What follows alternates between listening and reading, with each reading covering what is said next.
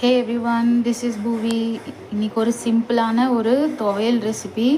ஒரு handful of கருவேப்பிலை and புதினா இதுதான் துவையல் போட்டு ரைஸில் போட்டு சாப்பிட்றதுக்கு. ஓகேங்களா, ரொம்ப ரொம்ப சிம்பிள் அண்டு வந்துட்டு ரொம்ப ஹெல்த்தாக இருக்குதுன்னு அதனால்.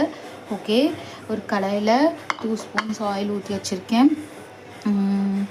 உளுத்தம்பருப்பு அண்ட் கடலைப்பருப்பு இது வந்து ரொம்ப ஃப்ளேவர்ஸ் தரது. ஸோ எவ்வளோ நிறையா போட்டுக்க முடியுமோ போட்டுக்கோங்க. ஓகே, ஹீட் ஆனோன்னு போட்டு ஃப்ரை பண்ணிக்கோங்க. ஸோ நல்லா புரிஞ்சிருச்சு. அந்த ஃப்ளேவர், அந்த ஸ்மெல் வருங்க. அது வந்து உடனே ரொம்ப கருகு விட்டுறாதீங்க. எக்ஸாக்டான இதில் இருக்கணும். மீடியம் ஃப்ளேம்லேயே பண்ணிக்கோங்க. ஒரு 6 பல் பூண்டு போட்டுக்கோங்க. அண்டு 4 பச்சை மிளகா, இந்த புதினாக்கும் கருவேப்பிலைக்கும் ஏற்ற அளவுக்கான பச்சை மிளகா போட்டுக்கோங்க. வதக்கிக்கோங்க.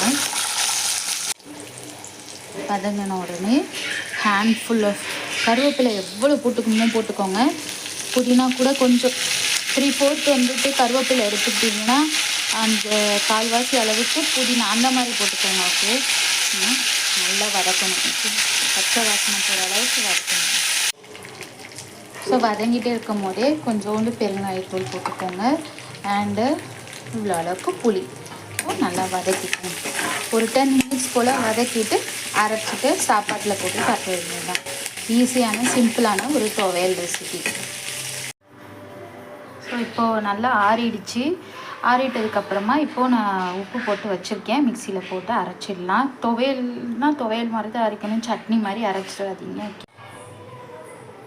இது பாருங்கள், ஈஸியான ஒரு துவையல் ரெசிபி ரெடி ஆகிடுச்சு. ஓகேவா, இது நம்ம இப்போ சாப்பாட்டில் போட்டுக்கலாம்.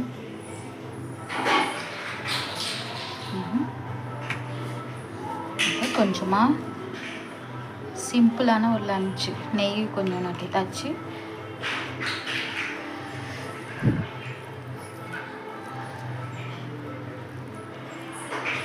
Have a first bite. Okay.